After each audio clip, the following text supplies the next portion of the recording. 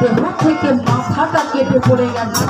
তখন এই কাটা বন্ধু রাম রাম বলে কাঁদছিল। প্রভু রামচন্দ্র দৌড়ে গিয়ে তরুণীকে বুকে জড়িয়ে ধরেছে। আচ্ছা মা, এবার বলুন তো, কোনো পিতা কি আর স্থির থাকতে পারে? বিভীষণ ছুটে এসে হা পুত্র বলে বিভীষণকে জড়িয়ে ধরেছে। ওই তরুণীকে জড়িয়ে ধরেছে। তখন প্রভু রামচন্দ্র বলছে, কি ব্যাপার পিতা, তুমি পুত্র বলে কাঁদছো কেন? কি তোমার কিছু হয়?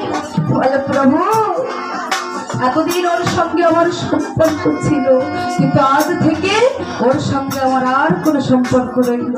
তার মানে প্রভু, ও যে আমার সর্বমার একমাত্র নারী ছেড়া ধন, তোমার বংশের প্রদীপ, আমার পুত্র তরুণী বিভীষণ।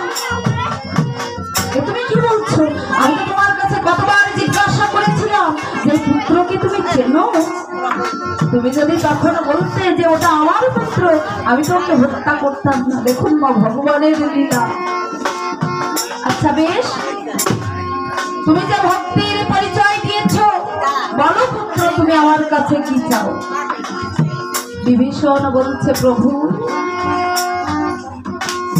ও প্রভু, সবাই চাই তোমার চরণে ঠাই পেতে, সবাই চাই তোমার চরণাশ্রিত হতে, কিন্তু আমি তোমার চরণ চাই না, আমার চাওয়া পাওয়াটা একটু বেশি।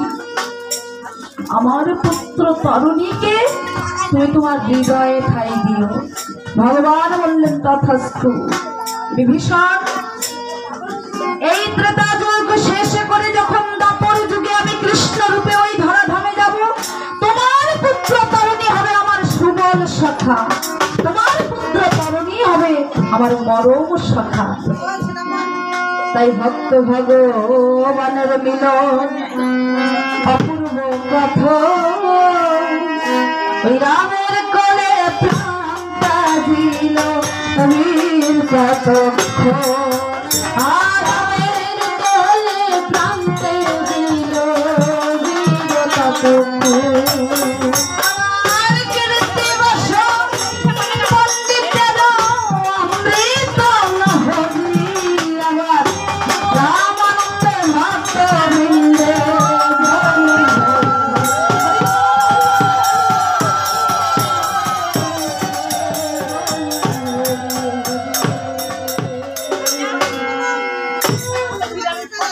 Yes.